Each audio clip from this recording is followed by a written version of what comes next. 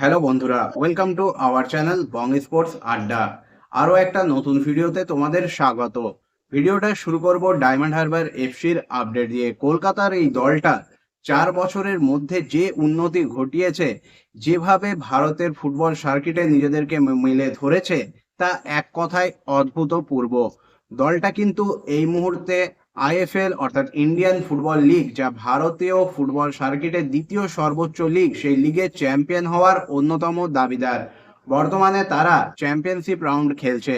এবার আইএফএল যেহেতু দুটো ফেজে হচ্ছে, প্রথম ফেজে কিন্তু ডায়মন্ড হারবার এফসি লিগ টপে শেষ করেছে, তাদের থেকে দ্বিতীয় স্থানে থাকা দলের থেকে 5 পয়েন্ট এক্সট্রা নিয়ে। এবার তারা কিন্তু চ্যাম্পিয়নশিপ রাউন্ডের প্রথম ম্যাচেই চামারি এফসিকে 2-0 গোলে পরাজিত করলো। খেলার প্রথমার্ধে ডায়মন্ড হারবার এফসি একটা গোল করে এবং দ্বিতীয়ার্ধে আরো একটা, এবং এই জয়ের ফলে ডায়মন্ড হারবার এফসির লিগ শীর্ষে অবস্থানটা কিন্তু আরো মজবুত হয়ে গেল। এবং এখন মাত্র যদি 3টে ম্যাচ ডায়মন্ড হারবার এফসি জিততে পারে, তাহলেই কিন্তু কলকাতা থেকে আরো একটা দল আইএফএল চ্যাম্পিয়ন হয়ে আইএসএল এ পদার্পণ করবে। এবং সেটা কিন্তু এই মুহূর্তে দাঁড়িয়ে যে ফর্মে, যে ডেডিকেটেড এবং যেভাবে পারফরমেন্স করছে ডায়মন্ড হারবার এফসি, তাতে কিন্তু সময়ের অপেক্ষা মাত্র। খুব জলদিই আমরা কিন্তু কলকাতা থেকে আরো একটা দলকে ভারতীয় ফুটবলের সর্বোচ্চ স্তরে খেলতে দেখতে পাবো। তোমাদের কি মনে হয়, ডায়মন্ড হারবার এফসি কি পারবে এবার আইএফএল চ্যাম্পিয়ন হয়ে আইএসএল এ আসতে? অবশ্যই তোমাদের মতামত তোমরা কমেন্ট করে জানিও। এরপর চলে আসবো আজকে আইএসএল এর ম্যাচের আপডেটে। আজকে আইএসএল এ ছিল ডাবল হেডার, যেখানে দিনের প্রথম খেলায় মুখোমুখি হয়েছিল মুম্বাই সিটি এফসি এবং বেঙ্গালুরু এফসি। আজকে কিন্তু মুম্বাই সিটি এফসির কাছে একটা ভালো রকম সুযোগ ছিল এই ম্যাচ জিতে আইএসএল এর লিগ তালিকায় শীর্ষস্থানে যাওয়ার। তবে ম্যাচটা গোলশূন্যভাবে ড্র হওয়ায় মুম্বাই সিটি এফসি কিন্তু দ্বিতীয় স্থানেই রয়ে গেল এবং প্রথম স্থান অর্থাৎ শীর্ষে রইল মোহনবাগান সুপার জায়ান্ট। অন্যদিকে দিনের দ্বিতীয় খেলাটা ছিল জামশেদপুরের বিরুদ্ধে চেন্নাইয়েন এফসির, যে ম্যাচে জামশেদপুর এফসি চেন্নাইয়েন এফসিকে কিন্তু 4-1 গোলের বড় ব্যবধানে পরাজিত করে এই ম্যাচ থেকে পুরো 3 পয়েন্ট তুলে নিয়েছে। এরপর চলে আসবো পরবর্তী আপডেটে। পরবর্তী আপডেটটা মোহামেডান স্পোর্টিং ক্লাবকে নিয়ে।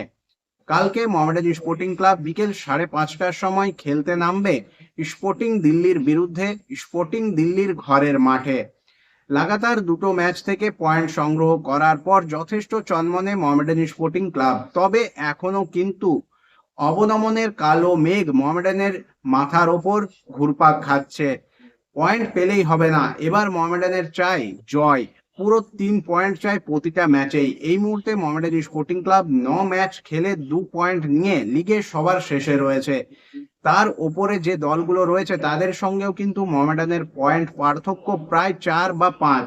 অন্যদিকে কালকে যাদের বিরুদ্ধে মোহামেডান স্পোর্টিং ক্লাব ম্যাচ খেলবে, সেই স্পোর্টিং দিল্লি কিন্তু 8 ম্যাচ খেলে 8 পয়েন্ট নিয়ে 8 নম্বরে রয়েছে।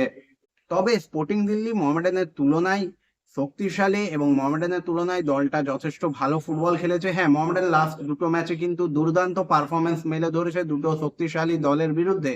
উড়িষ্যা এফসি এবং চেন্নাইন এফসির বিরুদ্ধে মোহামেডান যে পারফরমেন্স করেছে, তাতে দিল্লির বিরুদ্ধে কিন্তু মোহামেডান জয় তুলে নিতে পারে, এরকমটা যেমন মহেরাজউদ্দিন ওয়াডু বলছেন, সেরকম সমস্ত মোহামেডান স্পোর্টিং ক্লাব সমর্থকেরাও কিন্তু আশাবাদী যে এবারের আইএসএল এ প্রথম জয়টা হয়তো কালই তুলে নেবে সাদা কালো বাহিনী।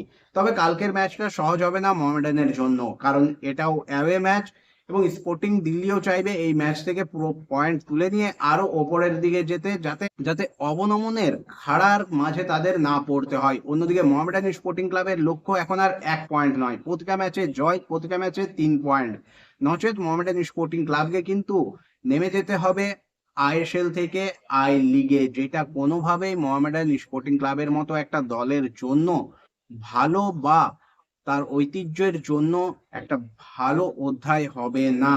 মোহামেডান স্পোর্টিং ক্লাব কালকের ম্যাচে কিন্তু 3 পয়েন্টের জন্যই ঝাঁপাবে, যা কিন্তু কোচ মেহরাজউদ্দিন ওয়াডুর কথাতেই পরিষ্কার। তিনি কিন্তু বলছেন মোহামেডানের জন্য প্রতিটা ম্যাচেই যেহেতু ডু অর ডাই ম্যাচ, তাই মোহামেডান স্পোর্টিং ক্লাব চাইবে প্রতিটা ম্যাচ থেকেই পয়েন্ট।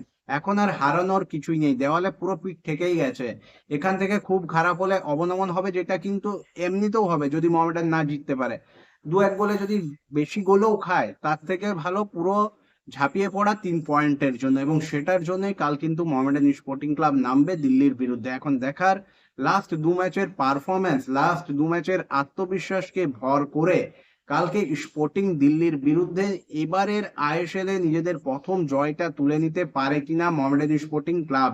এবং কালকে যদি মোহামেডান স্পোর্টিং ক্লাব জয় তুলে নিতে পারে, তাহলে কিন্তু মোহামেডানের ওপরে থাকা নর্থ ইস্ট ইউনাইটেড এফসি বা উড়িষ্যা এফসির ওপর কিন্তু চাপ বাড়বে, এবং মোহামেডান একটা জয় পেলেই হয়তো আরো বেশি কনফিডেন্স পাবে, আরো বেটার পারফরমেন্স করবে, এবং হয়তো এই যে অবনমনের একটা মেঘ, সেই মেঘ থেকে বেরিয়ে এসে নতুন সূর্য দেখবে মোহামেডান স্পোর্টিং ক্লাব। তোমাদের কি মনে হয় কালকের ম্যাচে কি পারবে মোহামেডান স্পোর্টিং ক্লাব প্রথম জয় তুলে নিয়ে অবনমনের রাস্তা থেকে কিছুটা হলেও বেরিয়ে আসতে? অবশ্যই তোমাদের মতামত তোমরা কমেন্ট করে জানাবে। এরপর চলে আসবো পরবর্তী আপডেটটা ইস্ট বেঙ্গল ক্লাবকে নিয়ে।